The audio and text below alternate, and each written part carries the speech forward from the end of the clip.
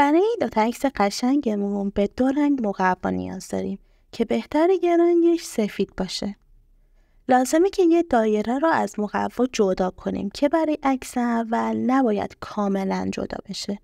ادامه ویدیو رو ببینین تا متوجه شین چجوری باید عکسمون رو بگیریم. بچه حتما سایه ایجاد شده رو از روشی که بهتون یاد دادم از بین ببرین. اگه نمیدونید چطوری حتما ویدیو از بین بردن سایه پشت سوژه رو ببین.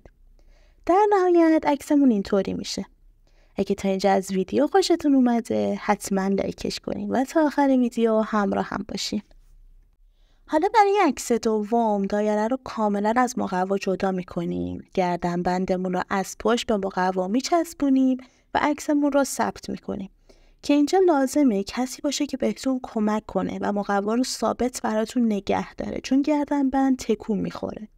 اگه کسی نبود میتونین 2 سیخ چوبی پشت مقوا بچسبونین و روی میز یا هر جایی که دارین عکاسی میکنین یه تیکه کارتون بزنین و سیخ چوبی ها رو بزنین داخل کارتون.